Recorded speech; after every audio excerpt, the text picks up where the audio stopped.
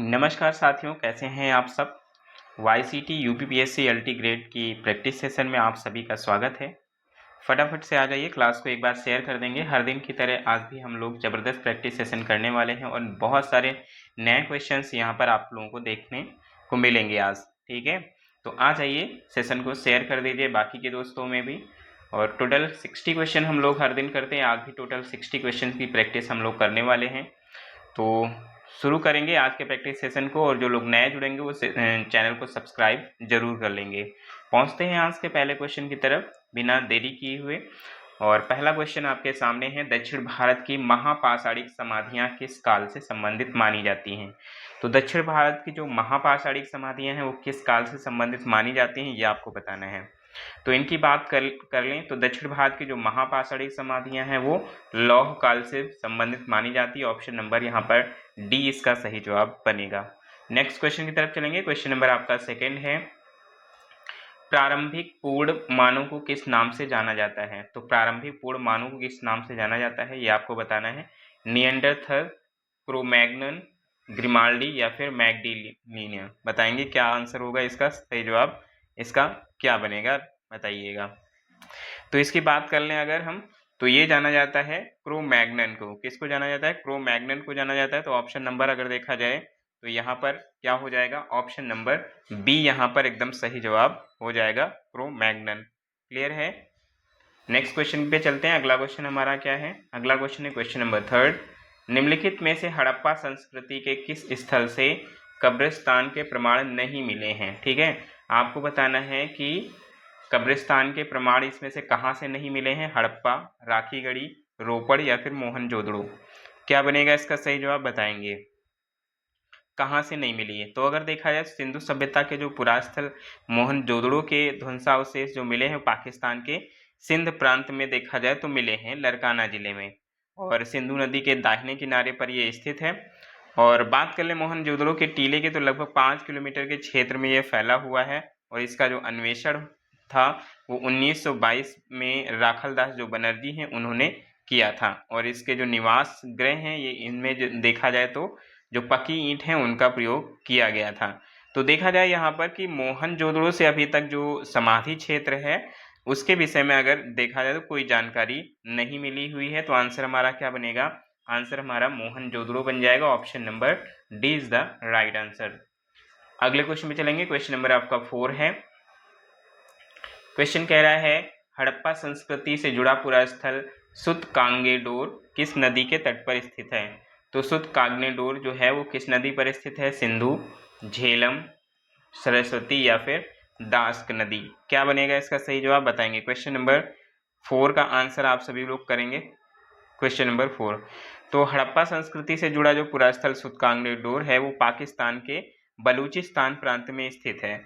और बलूचिस्तान के स्थल साधारणतः देखे जो गए हैं व्यापार मार्गों के साथ साथ पाए गए हैं। उदाहरण के लिए अगर देखा जाए तो ऐसा प्रतीत होता है कि जैसे मकरान तट प्रदेश पर ऐसे अनेक स्थल हैं।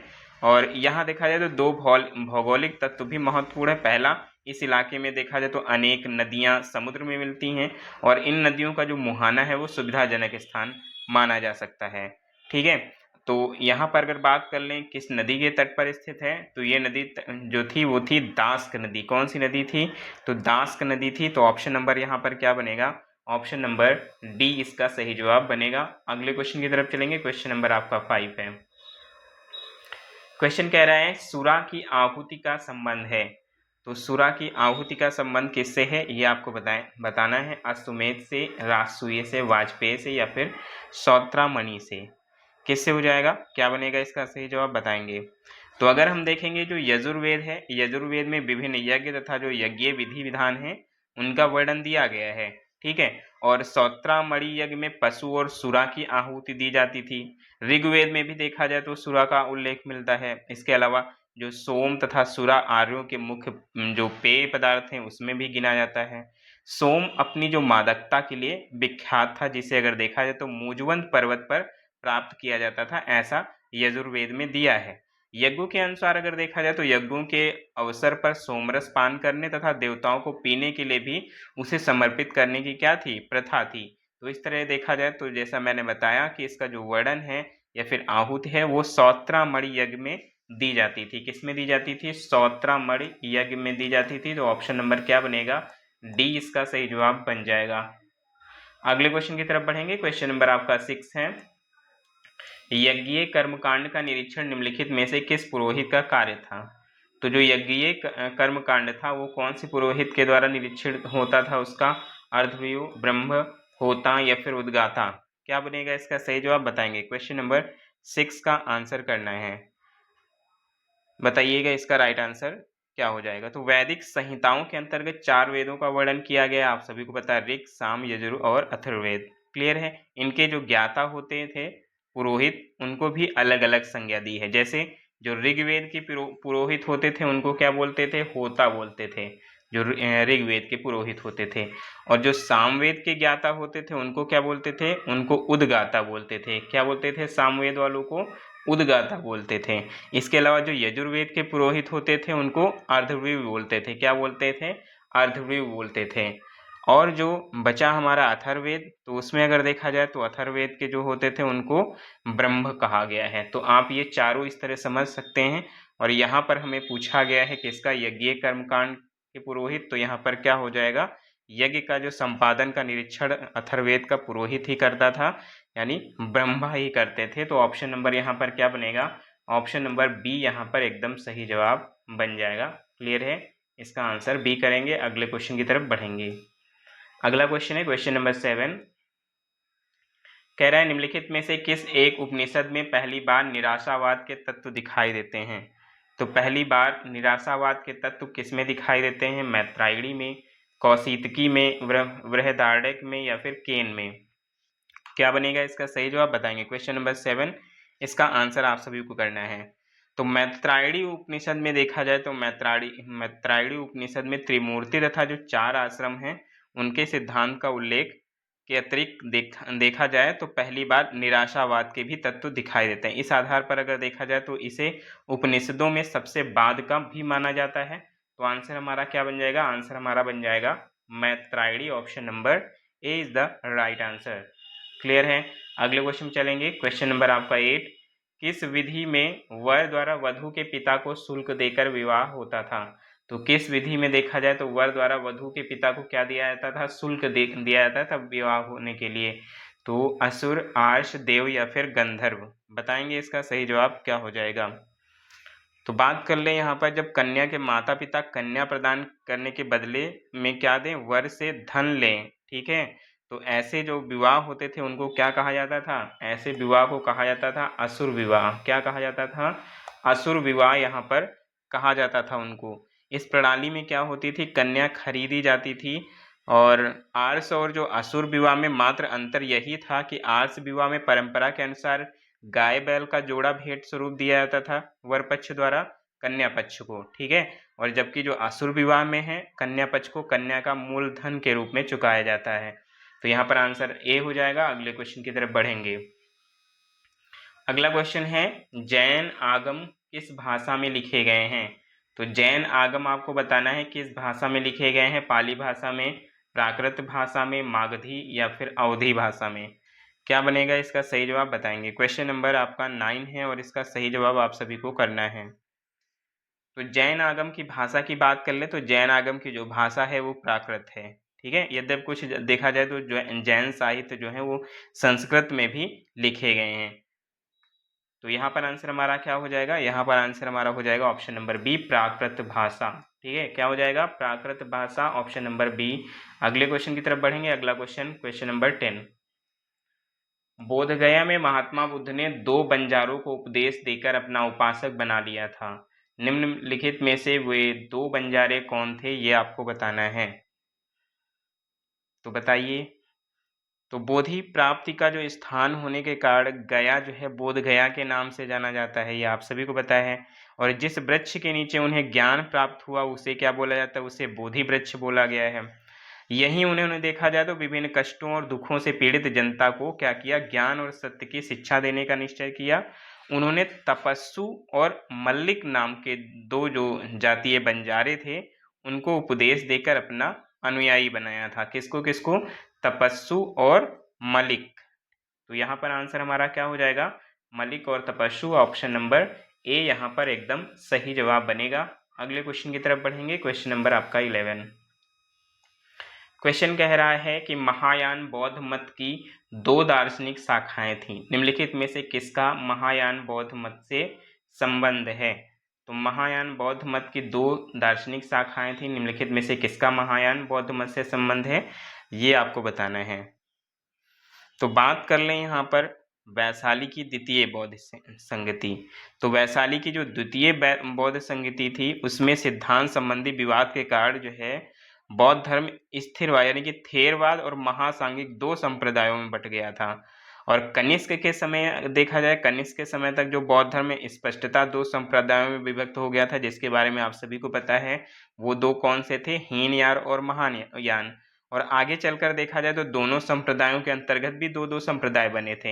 हीनयान का जो प्रमुख संप्रदाय था वो वैभाषिक और सौत्रांतिक था, और महायान के जो संप्रदाय थे वो शून्यवाद यानी माध्यमिका और विज्ञानवाद यानी कि योगाचर था। तो यहाँ पूछा गया है किसके बारे में? महायान बौद्ध मत की जो दार्शनिक शाखाएं थी, तो वो कौन कौन सी थी? वो थी माध्यमिका और योगाचर। ऑप्शन नंबर क्या बनेगा?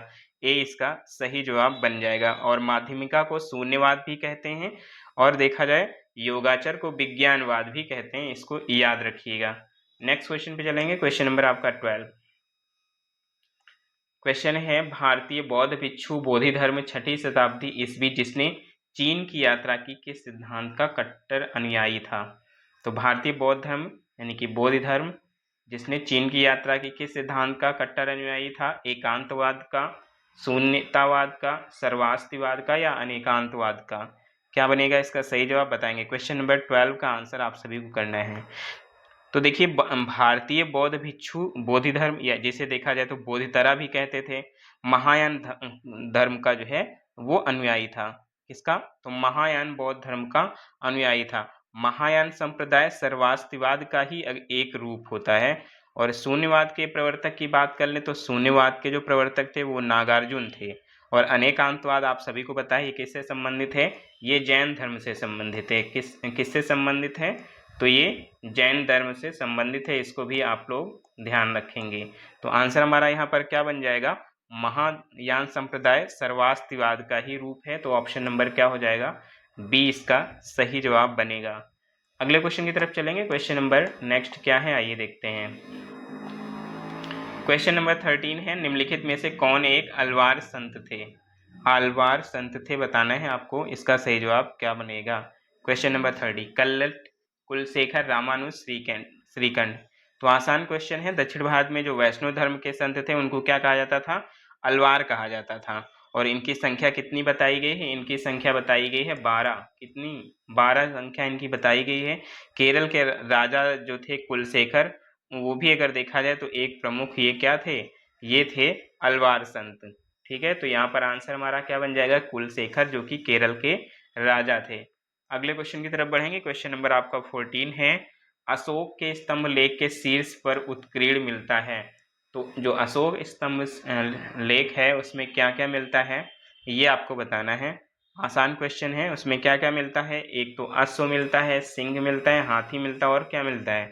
और मिलता है बैल, जिन्हें चलती हुई जो है अवस्था में उत्कीर्ण किया गया है। तो इन सब का अलग अलग मतलब भी होता है। जैसे अगर देखा जाए तो जो हाथी होता है वो बुद्ध के स्वप्न का और जो विचार है उसका, बैल जो है उनके जन्म का है, और अश्व जो है गृह त्याग का है, और जो सिंह है वो सार्वभौम जो सत्ता है उसका प्रतीक है। तो सबका प्रतीक भी अलग अलग था। तो ऑप्शन नंबर यहाँ पर क्या बनेगा? ए इसका सही जवाब बनेगा। अगला क्वेश्चन है क्वेश्चन नंबर 15, निम्नलिखित में से किस अभिलेख से प्रमाणित होता है कि मौर्यों ने जल संसाधन विकास पर पर्याप्त ध्यान दिया था? तो बताइए कौन सा अभिलेख ये प्रमाणित करता है कि मौर्यों ने जल संसाधन विकास पर पर्याप्त ध्यान दिया था? अशोक का रूमनदेही स्तंभ अभिलेख, खारवेल का हाथी गुम्फा अभिलेख, रुद्रदामन का गिरनार अभिलेख और स्कंदगुप्त का गिरनार अभिलेख। क्या बनेगा इसका सही जवाब बताएंगे। क्वेश्चन नंबर 15 का आंसर आप सभी को करना है। तो देखिए इसकी अगर बात कर लें तो जो रुद्रदामन का गिरनार अभिलेख था उसी से देखा जाए तो हमें पता चलता है कि जो सौराष्ट्र प्रांत में चंद्रगुप्त मौर्य के प्रांतपति थे पुष्यगुप्त वैश्य, उन्होंने देखा जाए तो सुदर्शन झील का निर्माण देखा जाए तो सिंचाई के लिए किया था। तो यहाँ आंसर क्या बनेगा, यहाँ आंसर हमारा बन जाएगा रुद्रदामन का गिरनार अभिलेख। Option number C is the right answer. Next question की तरफ चलेंगे। क्वेश्चन नंबर आपका 16 कह रहा है कि अर्थशास्त्र में कितने तीर्थों यानी कि पदाधिकारी का उल्लेख है। तो अर्थशास्त्र में कितने पदाधिकारी का उल्लेख है बताएंगे। तो ये उल्लेख है 18। कितने, 18 पदाधिकारी का उल्लेख है। ऑप्शन नंबर क्या बनेगा, सी इसका सही जवाब बनेगा। और इसमें अगर देखा जाए तो अर्थशास्त्र किसकी रचना है, तो ये कौटिल्य की रचना है। और इसमें प्रत्येक विभाग को क्या बोला गया है, तीर्थ बोला गया है ना, क्या बोला गया है, तीर्थ बोला गया है। अगले क्वेश्चन में चलेंगे। क्वेश्चन नंबर आपका 17 है, मौर्य युग में अवंती पथ था। तो मौर्य युग में अवंती पथ किसको बोलते थे, उत्तरी प्रांत को, दक्षिणी प्रांत को, पश्चिमी प्रांत को या फिर पूर्वी प्रांत को बोलते थे। क्या बनेगा इसका सही जवाब बताएंगे। तो मौर्य शासक अशोक के अभिलेखों से हमें देखा जाए तो कई सारे प्रांतों के नाम ज्ञात होते हैं, जैसे उद्दीच है जिसको उत्तरापथ बोलते हैं, और अवंतीरठ है, कलिंग है, दक्षिणापथ है, प्राच या फिर प्रासी है। तो यहाँ पर हमें पूछा गया अवंतीपथ।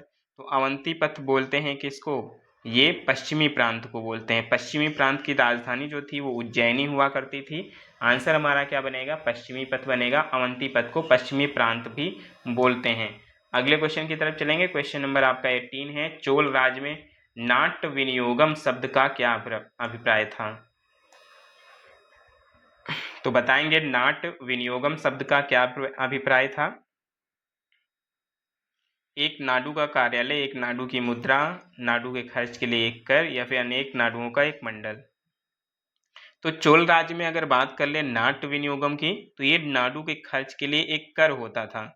जो चोल राज थे वो मंदिरों को दान में दी गई भूमि को कर मुक्त रखते थे, यानी वहाँ उनसे अगर देखा जाए तो कर नहीं लिया जाता था। और इस भूमि पर रैयतों से विशेष शुल्क की उगाही को नाट्य विनियोगम कहा जाता था। और प्रत्येक कोट्टम में देखा जाए तो कई जिले होते थे। कोट्टम से भी क्वेश्चन अगर देखा जाए तो आता था, जिसमें देखा जाए तो जिले की संज्ञा क्या थी, नाडु थी। तो यहाँ पर हमारा आंसर क्या बन जाएगा, नाडु के खर्च के लिए एक कर। ऑप्शन नंबर सी इसका सही जवाब बनेगा। नेक्स्ट क्वेश्चन की तरफ चलेंगे। क्वेश्चन नंबर आपका 19 है, इसका आंसर आप सभी को करना है। कह रहे निम्नलिखित में से कौन सा प्राचीन भारत में व्यापारियों का निगम था। तो प्राचीन भारत में आपको बताना है व्यापारियों का निगम कौन सा था। चतुर्वेदी, मंगलम, परिषद, अष्टदिग्गज, मणिग्राम। क्या बनेगा इसका आंसर बताएंगे। क्वेश्चन नंबर 19 का आंसर आप सभी को करना है। तो इसकी बात कर लें तो आंतरिक व्यापार के साथ साथ जो दक्षिण भारत का जो बाह्य व्यापार जो था वो काफ़ी विकसित अवस्था में था। और दक्षिण भारत में व्यापारियों के क्या होते थे, निगम होते थे। और व्यापारियों के जो स्थानीय जो संगठन होते थे उनको नगरम बोला गया था। और इसी प्रकार के जो संगठन थे वो कांची और मामल्लपुरम था वहाँ पर विद्यमान थे। तो यहाँ पर अगर देखा जाए तो प्राचीन भारत में व्यापारियों का जो निगम था उसको मणिग्राम भी बोलते थे। क्या बोलते थे, मणिग्राम। ऑप्शन नंबर डी इसका सही जवाब बनेगा। अगले क्वेश्चन की तरफ बढ़ेंगे। अगला क्वेश्चन नंबर 20 आपके सामने है। कह रहा है चोल स्थानीय स्वशासन के लिए उत्तरदायी समितियों के सदस्यों के संबंध में निम्नलिखित में से कौन सा कथन सही नहीं है। ठीक है, आपको बताना है कौन सा कथन सही नहीं है चोल स्थानीय स्वशासन के लिए। कह रहा है ये मतदान द्वारा चुने जाते थे, वे चिट्ठी निकालकर चुने जाते थे, सदस्य बनाने के लिए कतिपय शर्तों को पूरा करना होता था, या चोरी के अपराध में दंडित कोई व्यक्ति सदस्य नहीं बन सकता था। तो बताएंगे। तो स्थानीय स्वशासन अगर देखा जाए तो ये चोल जो प्रशासन है उसकी प्रमुख विशेषता यही थी, है ना, स्थानीय स्वशासन, जो कि आपको ग्राम पंचायती राज में भी देखा जाए तो पढ़ाया जाता है पंचायती राज प्रशासन में। तो शासन को जो सुचारू रूप से चलाने के लिए समस्त साम्राज्य मंडलों में विभाजित किया गया था, और मंडलों को कोट्टमों में और कोट्टमों को नाडुओं में विभक्त किया जाता था। और एक नाडु में क्या होते थे, अनेक कुर्रम या फिर कह लीजिए गांव के समूह होते थे। और कुर्रम को फिर क्या किया जाता था, अनेक नगरों एवं ग्रामों में बांट दिया जाता था। और इसमें जो चुने जाते थे स्थानीय स्वशासन के लिए लोग, वो मतदान के द्वारा चुने जाते थे। किसके द्वारा, तो मतदान के द्वारा चुने जाते थे। तो ऑप्शन नंबर क्या बनेगा, ए इसका सही जवाब बनेगा। अगले क्वेश्चन की तरफ चलेंगे। क्वेश्चन नंबर आपका 21 है, उत्तर गुप्त वंश के निम्नलिखित राजाओं में कौन हर्ष का समकालीन था। तो कौन हर्ष का समकालीन था ये आपको बताना है। हर्षगुप्त, दामोदर, माधवगुप्त या फिर उपरोक्त में से कोई नहीं। क्या बनेगा इसका सही जवाब बताएंगे। Question number 21। तो हर्षवर्धन के समय की बात कर लें तो हर्षवर्धन के समय में जो उत्तर गुप्त वंश का माधवगुप्त उसके सामंत के रूप में शासन करता था, जो कि हर्ष की मृत्यु के बाद स्वतंत्र हो गया था। और यहाँ पर देखा है तो 641 ईस्वी के आसपास जो हर्षवर्धन है उसने मगध राज की पदवी भी धारण की थी, ये भी आप लोग याद रखेंगे। और मगध पर जो आधिपत्य है उसको प्राप्त करने के बाद हर्ष ने क्या किया, माधवगुप्त को मगध की राजगद्दी पर भी प्रतिष्ठित किया था। तो यहाँ पर क्या हो जाएगा, माधवगुप्त इसका सही जवाब बनेगा, ऑप्शन नंबर सी। अगले क्वेश्चन की तरफ चलेंगे। क्वेश्चन नंबर आपका 22 है, कह रहा है निम्नांकित शासकों में से किसने अपने सिक्कों के पृष्ठभाग पर कालिमा का संस्कृत अनुवाद दिया। अव्यक्तमकम मोहम्मद अवतारः, बताएंगे किस शासक ने अपने सिक्कों के पृष्ठभाग पर दिया। मोहम्मद बिन कासिम, मोहम्मद गजनी, मोहम्मद बिन साम, इल्तुतमिश। क्या बनेगा इसका सही जवाब। तो इसकी बात कर लें, अपने जो पिता सुबुक्तगीन हैं उनकी मृत्यु के बाद महमूद ने गजनी पर अधिकार किया था और सुल्तान महमूद के साथ ही इस्लाम के इतिहास में एक नया अध्याय शुरू किया था उसने। और ऐसा कहा जाता है कि वो अजाम का प्रथम सुल्तान था। तो यहाँ पर किसकी बात हो रही है, मोहम्मद गजनी की बात हो रही है। तो ऑप्शन नंबर क्या बनेगा, बी इसका सही जवाब बन जाएगा। नेक्स्ट क्वेश्चन हमारे सामने कह रहा, भारत के किस मध्यकालीन शासक ने इक्ता व्यवस्था प्रारंभ की थी। तो इक्ता व्यवस्था आपको बताना है किसने प्रारंभ की थी। तो इसकी बात कर लें, भारत में जो इक्ता व्यवस्था की शुरुआत है वो किसने किया था। ई से इक्ता और ई से ही क्या होता है, इल्तुतमिश होता है। तो ऑप्शन नंबर क्या बनेगा, ए इसका सही जवाब बन जाएगा। अगले क्वेश्चन की तरफ बढ़ेंगे। क्वेश्चन नंबर आपका 24। क्वेश्चन है, निम्नलिखित सुल्तानों में से किसका जैन विद्वानों से घनिष्ठ संबंध था। तो इनमें से कौन से सुल्तान का जो जैन विद्वान है उनसे घनिष्ठ संबंध था। कुतुबुद्दीन ऐबक, बलबन का, अलाउद्दीन खिलजी का या फिर मोहम्मद बिन तुगलक का। क्या बनेगा इसका सही जवाब बताएंगे। क्वेश्चन नंबर आपका 24 है, इसका सही जवाब बताना है। तो ऐसा कहा जाता है कि मोहम्मद बिन जो तुगलक थे उन पर इतिहासकार इसामी और बर्नी ने यहाँ पर देखा जाए तो काफिर होने का आरोप लगाया था। क्यों काफिर होने का आरोप लगाया था, क्योंकि देखा जाए तो सुल्तान दिल्ली के सुल्तानों में अत्यधिक सहिष्णु शासक था और वह सभी धर्मों के विद्वानों को क्या करता था, सम्मान करता था। जैन विद्वान और जो संत जिन प्रभु को उसने दरबार में बुलाकर सम्मान भी दिया था। और इसके अलावा अगर देखा जाए तो वह सूफी, शेख और अन्य जो विभिन्न संप्रदाय थे उनके जो संत थे उनके संपर्क में भी आया था। इसके अलावा वो हिंदू प्रजा के प्रति उसका जो व्यवहार था काफ़ी सहिष्णुता भरा हुआ था। इसीलिए अगर देखा जाए तो इनको बताया गया कि जैन विद्वानों से भी इनका घनिष्ठ संबंध था। तो ऑप्शन नंबर क्या बनेगा, डी हो जाएगा, मोहम्मद बिन तुगलक। अगले क्वेश्चन की तरफ चलते हैं। क्वेश्चन नंबर आपका 25 है, महाराणा सांगा ने इब्राहिम लोदी को किस युद्ध में परास्त किया था। ये आपको बताना है, महाराणा सांगा ने इब्राहिम लोदी को किस युद्ध में परास्त किया था। तो यहाँ पर देखा जाए 1517 से 1518, कब की बात है, 1517 से 1518। इसमें अगर देखा जाए तो इब्राहिम लोदी व राणा सांगा के मध्य खातोली का युद्ध हुआ था, जिसको घाटोली भी बोलते हैं। तो खातोली का युद्ध हुआ था जिसमें इब्राहिम लोदी की हार हुई थी। इसके बाद देखा जाए तो 17 मार्च 1527 को राणा सांगा और बाबर के बीच जो हुआ था खानवा का युद्ध हुआ था। और इस युद्ध में जो बाबर था, उन बाबर सैनिकों का जो मनोबल था उसको बढ़ाने के लिए जिहाद का भी सहारा लिया था और गाजी की उपाधि भी देखा जाए तो इसके बाद मिली हुई थी। तो यहाँ पर आंसर क्या हो जाएगा, महाराणा सांगा और इब्राहिम लोदी का जो युद्ध हुआ था वो हुआ था खातोली का युद्ध। और कब हुआ था, 1517 से 1518 में। अगले क्वेश्चन पे चलते हैं। क्वेश्चन है, अलबरूनी किसके दरबार से संबद्ध था। तो आपको बताना है अलबरूनी किसके दरबार से संबद्ध था। क्वेश्चन नंबर 26, इसका आंसर करना है आप सभी को। बताएंगे इसका आंसर क्या हो जाएगा। तो अलबरूनी की बात कर ले तो अलबरूनी महमूद गजनवी का दरबारी विद्वान हुआ करता था और उसी के साथ भारत आया था। तो आंसर हमारा क्या हो जाएगा, आंसर हमारा हो जाएगा Mahmud Ghaznavi. Option number A is the right answer. Next question, question number 27 कह रहा है पृथ्वीराज विजय के खिलाफ पृथ्वीराज विजय के लेखक कौन थे। पृथ्वीराज विजय के लेखक आपको बताना है कौन थे। बल्लाल सेन, चंद्रबरदाई, जैनाक भट्ट या फिर मेरुतुंग। कौन थे इसके लेखक ये आपको बताना है। तो चहमान वंश के जो अंतिम शासक थे वो पृथ्वीराज तृतीय थे। उनके राज कवि थे चंद्रबरदाई। कौन थे, चंद्रबरदाई, जिन्होंने पृथ्वीराज रासो और जैनाक भट्ट ने देखा जाए तो पृथ्वीराज की विजय का उल्लेख किया है। तो चंद्रबरदाई ने क्या लिखा है, पृथ्वीराज रासो लिखा है, और जैनाक भट्ट ने क्या लिखा है, पृथ्वीराज की विजय का उल्लेख किया है। तो यहाँ पर पूछा है पृथ्वीराज विजय का, तो ये थे कौन, ये थे Jainak Bhatt. Option number C इसका सही जवाब बन जाएगा। Next question, question number 28 Mahmud Gawan ने किनकी सेवा की। तो महमूद गवां ने किनकी सेवा की ये आपको बताना है।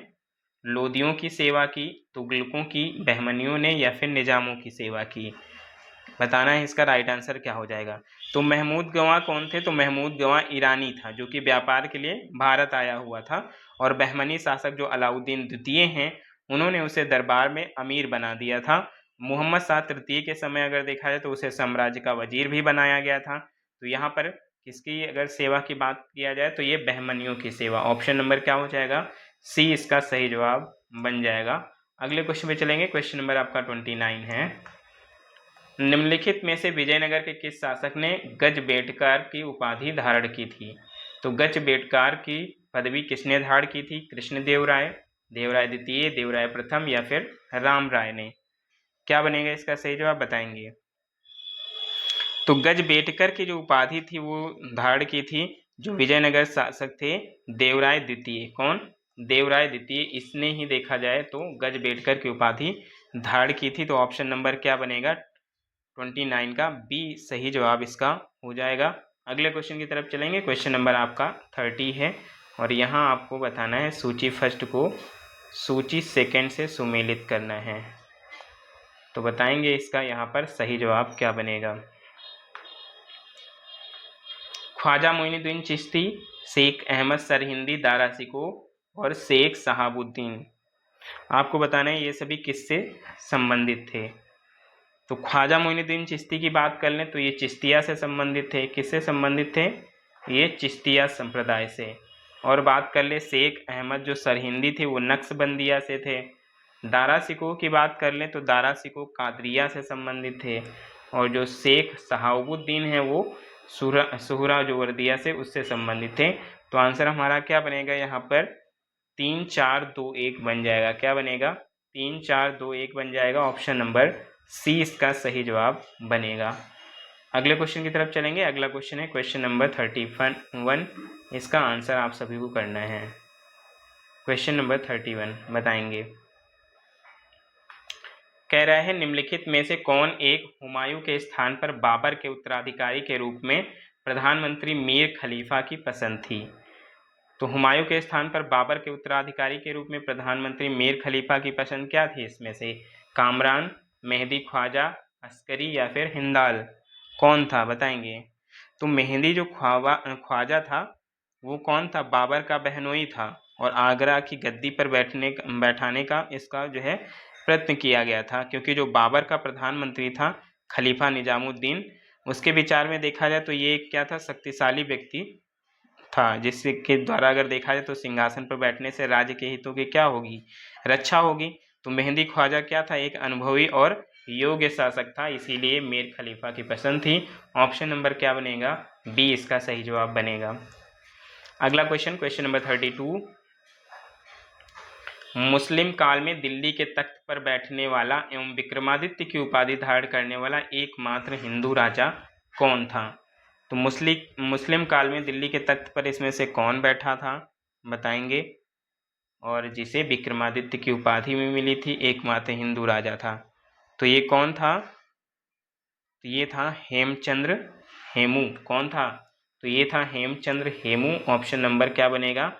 ए इसका सही जवाब बनेगा। और ये कौन था? सूरवंशी शासक मोहम्मद आदिल शाह सूर का सेनापति था। अगले क्वेश्चन में चलेंगे। अगला क्वेश्चन क्या है, आइए देखते हैं। Question number 33। क्वेश्चन कह रहा है 1579 ईस्वी में मजहर ने अकबर को क्या प्रदान किया? तो महजर ने 1579 में महजर ने अकबर को क्या प्रदान किया? तो अमोघ अधिकार प्रदान किया, धर्म पर प्रभुत्व, विरोधी न्यायिक धाराओं में से किसी एक को चुनने का अधिकार, या फिर राजत्व का दैवी अधिकार। क्या प्रदान किया बताएंगे। क्वेश्चन नंबर 33 का आंसर आप सभी को करना है। तो बात है जून 1579 की। ठीक है, कब की बात है? जून 1579 की बात है। अकबर ने इबादत खाने को बंद कर दिया और महजर की घोषणा की। साथ ही अकबर ने फैजी के सुझाव पर इमाद का पद भी ग्रहण किया और अपने नाम का खुतबा पढ़ा। उसके बाद कुछ समय के उपरांत 1579 में ही अगर देखा जाए तो अकबर ने महजर को पढ़ा, जिसे शेख मुबारक ने क्या किया था? तैयार किया था। और जो प्रमुख धार्मिक मुसलमान थे उन्होंने क्या किया था? इस पर हस्ताक्षर किए थे। इसके बाद यहाँ पर देखा जाए तो कुछ विरोधी नीतियाँ आई थी यहाँ पर, जिसकी वजह से क्या हुआ? उनमें से किसी एक को चुनने का अधिकार दिया गया। तो विरोधी न्यायिक धाराओं में से किसी एक को चुनने का अधिकार देखा जाए तो महजर ने अकबर को प्रदान किया था। अगले क्वेश्चन में चलेंगे। क्वेश्चन नंबर आपका 34 है। कह रहा है 1585 में अकबर ने अपनी राजधानी कहाँ स्थानांतरित की थी, ये आपको बताना है। तो 1585 में कहाँ पर राजधानी स्थानांतरित की थी बताइए। क्वेश्चन नंबर 34 का आंसर आप सभी को करना है। इसका राइट आंसर क्या हो जाएगा? तो अकबर के राज्याभिषेक की बात कर ले तो 14 फरवरी 1556 में पंजाब के गुरदासपुर जिले में जो कलानौर नामक स्थान है वहां पर हुआ था। और ये 13 वर्ष से 4 माह की अवस्था में अगर देखा जाए तो ये बने थे। इसके बाद इन्होंने क्या किया था? जो राजधानी है अपनी, वो क्या किया था? फतेहपुर सीकरी को नई राजधानी बनाया था। और उसके कुछ दिन बाद क्या किया इन्होंने? 1585 में जो है अपनी राजधानी को कहाँ स्थानांतरित कर दिए? लाहौर स्थानांतरित कर दिए थे।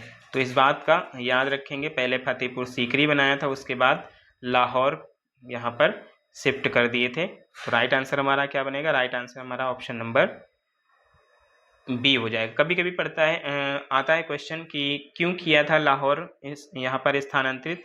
तो 1585 के बाद देखा जाए तो अकबर को उज्बेक आक्रमण करने का जो सामना करना पड़ा था, उज्बेक आक्रमण, उसी की वजह से इन्होंने क्या किया था? लाहौर गए थे और वहाँ पर देखा जाए तो फतेहपुर सीकरी आना जाना रहता नहीं था और इसी वजह से इन्होंने लाहौर में ही राजधानी स्थानांतरित कर ली थी।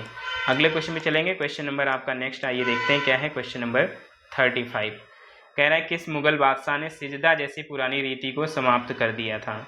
बताएं। सिजदा और पैबोस जो थी बलबन ने शुरू किया था। तो किस मुगल बादशाह ने सिजदा जैसी पुरानी रीति को समाप्त किया था? अकबर, औरंगजेब, शाहजहां या फिर बहादुर शाह? क्या बनेगा इसका सही जवाब बताएंगे। तो यहाँ पर अगर बात कर लें तो शाहजहां इसे क्या मानता था? गैर इस्लामिक मानता था। इसीलिए उसने क्या किया? सिजदा प्रथा को सदैव के लिए दरबार से समाप्त कर दिया था। और सिजदा देखा जाए तो प्रथमा मूल जो फारसी प्रथा थी और बलबन का जो राजत्व था वो भी अगर देखा जाए तो उसका जो सिद्धांत था फारसी परंपरा पर ही आधारित था। इसीलिए उसने सिजदा और पैबोस प्रथा शुरू कर दी थी। लेकिन शाहजहां ने इसे क्या किया? समाप्त कर दिया। ऑप्शन नंबर बी इसका सही जवाब बनेगा। नेक्स्ट क्वेश्चन है क्वेश्चन नंबर 36। शाहजहां के काल में दक्कन की भूमि कर व्यवस्था में महत्वपूर्ण सुधार करने वाला अमीर था। सेशन अगर पसंद आ रहा है तो सेशन को लाइक जरूर करेंगे। तो शाहजहां के काल में दक्कन की भूमि कर व्यवस्था में महत्वपूर्ण सुधार करने वाला अमीर कौन था? तो ये था आपका मुर्शीद कुली खां। कौन था? मुर्शीद कुली खां की बात कर लें तो यहाँ पर इसी को यहाँ जो है भूमि कर व्यवस्था में महत्वपूर्ण सुधार करने के लिए कहा गया था। अगले क्वेश्चन में चलेंगे। क्वेश्चन नंबर 37 है निम्न में से किस शासक ने उर्दू को राजकीय संरक्षण प्रदान किया था? तो उर्दू को राजकीय संरक्षण प्रदान करने वाला आपको बताना है यहाँ पर कौन था। तो मुगल काल में ही देखा जाए तो उर्दू साहित्य का विकास हुआ था और उत्तरवर्ती जो मुगल शासक मोहम्मद शाह था इसने उर्दू को राजकीय संरक्षण प्रदान किया था? किसने? मुगल शासक मोहम्मद शाह ने। तो आंसर हमारा क्या बनेगा? आंसर हमारा ऑप्शन नंबर डी बन जाएगा, मोहम्मद शाह। अगले क्वेश्चन की तरफ बढ़ेंगे। अगला क्वेश्चन नंबर 38 है। निम्नलिखित में से किस एक की राजसभा में प्रख्यात चित्रकार ख्वाजा अब्दुल समद को प्राश्रय मिला था? बताएंगे। तो किस एक की राजसभा में प्रख्यात चित्रकार ख्वाजा अब्दुल समद को प्राश्रय मिला था? बाबर, शेरशाह, अकबर या फिर शाहजहां?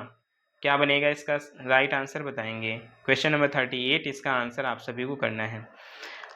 तो इनकी बात कर लें तो अकबर की राजसभा में देखा जाए तो बहुत सारे चित्रकार थे, जिसमें से आईने अकबरी में जो अबुल फजल ने चित्रकारों के नाम भी बताए हैं, जैसे मीर सैयद अली, ख्वाजा अब्दुल समद, फर्रुख बेग, मिस्किन, दसवंत, बसावन, केशव लाल, मुकुंद, बहुत सारे ऐसे देखा जाए तो बहुत सारे चित्रकारों का उसमें वर्णन मिला है।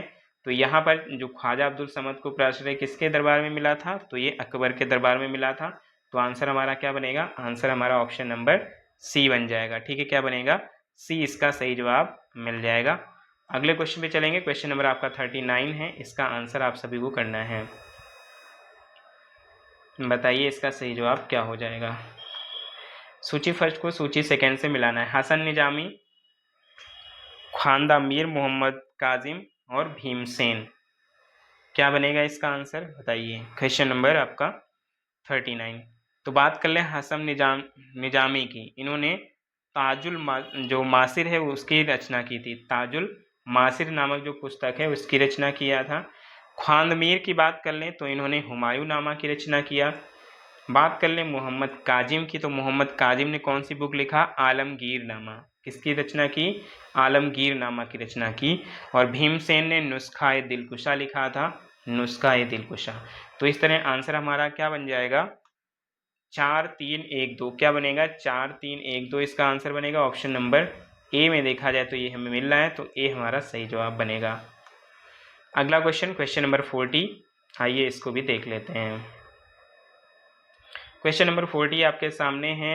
सूची फर्स्ट को सूची सेकंड से इसमें भी मिलाना है आपको। बताइए इसका सही जवाब क्या बनेगा। कह रहा है ऐबक, इल्तुतमिश, बलबन और अलाउद्दीन खिलजी। तो यहाँ पर अगर देखा जाए तो एक तरफ शासक है और एक तरफ भवन दिया है। तो ऐबक की बात कर लें तो ऐबक का आप सभी को पता है इसने क्या बनवाया था? 2.5 दिन का झोपड़ा बनवाया था। और इल्तुतमिश की बात कर लें तो इसने क्या बनवाया था? सुल्तानगढ़ी बनाया था। क्या बनाया था? सुल्तानगढ़ी। और बलबन की बात करें तो किलो खड़ी बनाया था। और अलाउद्दीन खिलजी ने सीरी दुर्ग बनाया था। और इनकी अगर बात कर लें, ईयर भी कभी कभी आ जाता है, ये कब कब बनाए गए। तो 2.5 दिन का जो झोपड़ा है वो कब बना था? 1199 में बना था। कब बना था? 1199 में बना था। और जो सुल्तानगढ़ी था वो 1231 में बना था। कब बना था? 1231 में बना था। इसके अलावा सीरी दुर्ग की बात कर ले तो 1303 में ये बना था। और जो किलो खड़ी था, किलो खड़ी आपका कब बना था? ये इसकी अगर देखा है तो एग्जैक्ट डेट जो है मेंशन नहीं की गई है। अगले क्वेश्चन में चलेंगे। तो इस तरह हमारा आंसर क्या बन जाएगा? मैच करना था हमें, तो 3 4 1 2 इसका आंसर बनेगा। क्या बनेगा? 3 4 1 2। ऑप्शन नंबर ए इसका सही जवाब बन जाएगा। अगले क्वेश्चन में चलेंगे। अगला क्वेश्चन क्या है आइए देखते हैं। क्वेश्चन नंबर आपका 41 कह रहा है कि भारत में पुर्तगाली शक्ति का वास्तविक संस्थापक कौन था? काफ़ी बार ये क्वेश्चन पूछा गया है बहुत सारे एग्जाम में। तो Vasco da Gama, Albuquerque, Bartholomew dyes या फिर जॉर्ज ऑक्सडेन। आसान क्वेश्चन है, आप सभी को पता होगा कि 1498 में जो वास्को डिगामा है उसके भारत आगमन से पुर्तगालियों एवं भारत के मध्य जो व्यापार है उसके नए युग के प्रारंभ की शुरुआत हुई थी। और धीरे धीरे पुर्तगालियों का भारत आने का क्रम जारी हो गया। 1505 में अगर देखा जाए तो फ्रांसिस्को द अल्मेडा भारत में सबसे पहले पुर्तगाली वायसराय बनकर आया था। और अल्मेडा के बाद फिर कौन आया? अल्फांसो द अल्बुकर्क आया, जिसने 1509 ईस्वी में भारत में पुर्तगालियों का वायसराय बना था ये। इसके बाद अगर देखा जाए तो जो वास्तविक जो संस्थापक माना गया पुर्तगाली शक्ति का वो कौन था? वो यही था। कौन? अल्बुकर्क। कौन था? अल्बुकर्क। तो इसी को भारत में पुर्तगाली शक्ति का वास्तविक संस्थापक माना जाता है। और ये कब आया था? ये 1500 कब आया था? 9 में आया था। ठीक है, याद रखिए 1509 में ये बनकर आया था वायसराय। अगले क्वेश्चन पे चलेंगे। नेक्स्ट क्वेश्चन आपका क्वेश्चन नंबर 42 क्वेश्चन है, लॉर्ड वेलेजली के मैसूर के सुल्तान टीपू के साथ हुए युद्ध में जिसमें टीपू की मृत्यु हो गई थी, किसने मुख्य अंग्रेजी सेना की कमान संभाली थी? बताएंगे। Wellesley, general Harris, colonel Reid या फिर जनरल स्टुअर्ट? क्या बनेगा इसका सही जवाब? बताएंगे। तो ये अगर देखा जाए जो चौथा आंग्ल मैसूर युद्ध था जो कि हुआ था 1799 में, चौथा आंग्ल मैसूर युद्ध, लॉर्ड वेलेजली ने इसमें क्या किया? लॉर्ड वेलेजली ने टीपू पर फ्रांसीसियों की सहायता करने का आरोप लगाया और अप्रैल 1799 में टीपू के विरुद्ध अभियान में मुख्य जो कमान का नेतृत्व है वो मिला जनरल हैरिस को। किसको मिला? जनरल हैरिस को मिला। और इसमें अगर देखा जाए तो 4 मई 1799 में जो श्रीरंगपट्टनम का दुर्ग था वो उसने जीत लिया और मैसूर की स्वतंत्रता समाप्त हो गई। और टीपू जो थे, टीपू सुल्तान, वो लड़ते लड़ते वीरगति को प्राप्त हुए। तो यहाँ पर आंसर हमारा क्या बनेगा? जनरल हैरिस था यहाँ पर जिसने सेना की कमान संभाली थी। अगले क्वेश्चन में चलेंगे। अगला क्वेश्चन क्या है, आइए देखते हैं। क्वेश्चन नंबर आपका 43। तो यहाँ आपको बताना है आंग्ल मराठा युद्ध से संबंधित जो संधियां हैं उनके बारे में, इनका काल क्रमानुसार जो है बिठाना है। अर्जुन गांव की संधि, देवगांव की संधि, बेसीन की संधि। बताइए सही जवाब इसका क्या हो जाएगा? इसका सही जवाब क्या बनेगा? तो इसमें अगर यहाँ पर देखा जाए तो सबसे पहले बेसीन की संधि हुई थी। क्या हुई थी? बेसीन की सबसे पहले संधि हुई थी। और बेसीन की संधि कब हुई थी? तो ये 13/12/1802 यानी 13 दिसंबर 1802 को अंग्रेजों के द्वारा हुई थी। तो ये हो जाएगा आपका 1802 में। इसके अलावा बात कर ले यहाँ पर, तो तीसरा हमारा यहाँ पर क्या आ जाएगा? सबसे पहले पर आएगा। तो 3 एक ही में पहले पर है। उसके बाद आता है देवगांव की संधि। क्या आता है? देवगांव की संधि आता है। उसके बाद आपका अर्जुन गांव की संधि आता है। तो देवगांव की संधि भी देखा जाए तो 1803 में ही हुई थी और जो अर्जुन गांव की संधि हुई थी वो भी 1803 में ही हुई थी। बस डेट का फर्क है। अगर देखा जाए देवगांव की संधि जो हुई थी वो 17 दिसंबर को हुई थी और जो अर्जुन गांव की संधि हुई थी वो आपकी हुई थी 30 दिसंबर को। कब हुई थी? 30 दिसंबर को। तो इन दोनों में क्या है? मंथ का फर्क है। क्लियर है? चले अगले क्वेश्चन पे। तो आंसर हमारा क्या बनेगा? ऑप्शन नंबर डी बन जाएगा। अगले क्वेश्चन की तरफ चलते हैं। क्वेश्चन नंबर आपका 44। क्वेश्चन कह रहा है निम्नलिखित का सही अनुक्रम क्या है? तो अनुक्रम से ही रिलेटेड फिर से क्वेश्चन है। दीवानों का अधिकार प्रदान करना, बक्सर का युद्ध, प्लासी का युद्ध, ब्लैक होल ट्रेजिडी। बताएंगे इसका सही जवाब क्या हो जाएगा? तो जो ब्लैक होल ट्रेजिडी थी वो कब हुई थी? तो ये हुआ था 20 जून 1756 को। कब हुआ था? 20 जून 1756 को हुआ था।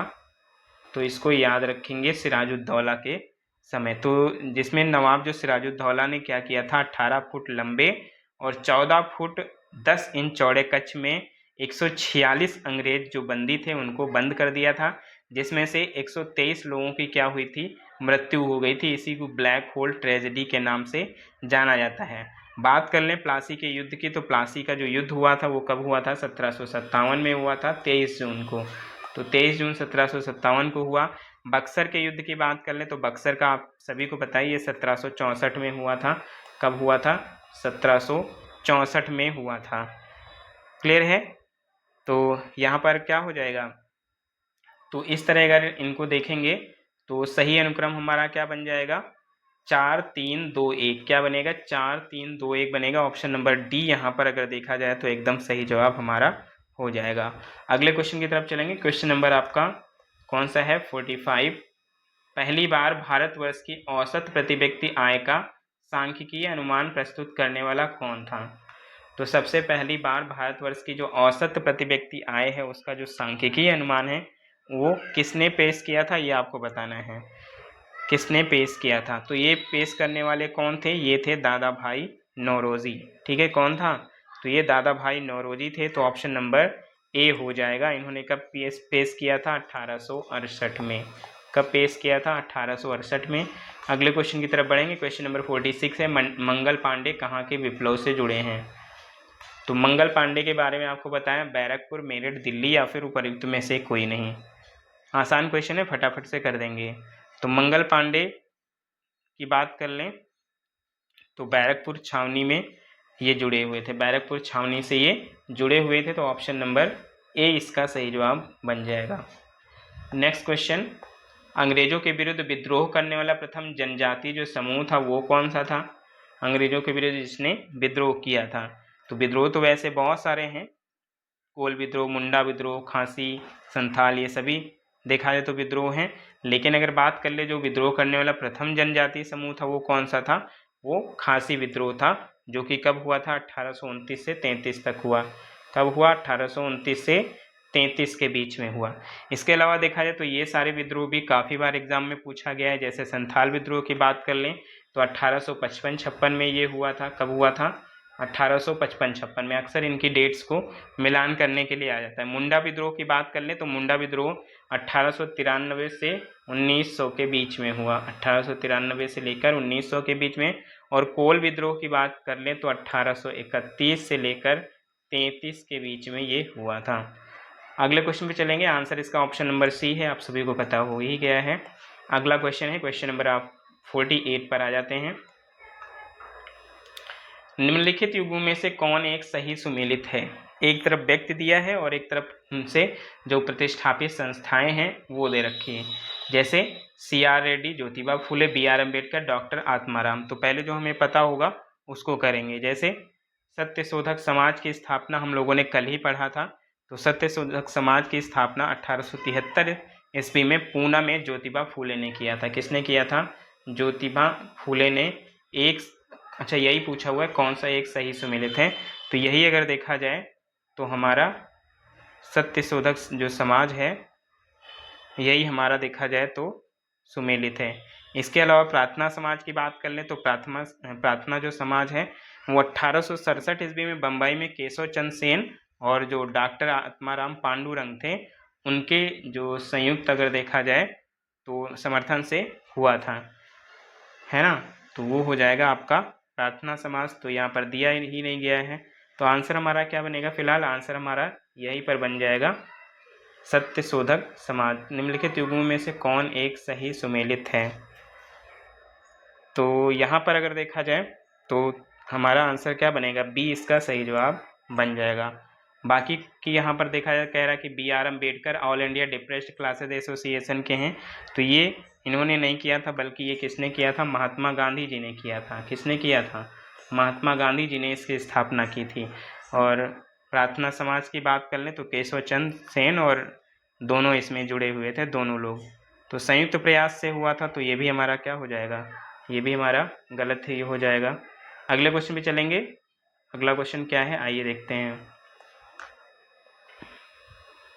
क्वेश्चन नंबर 49 है, कह रहा है कि उपन्यास दुर्गेश नंदिनी के लेखक हैं।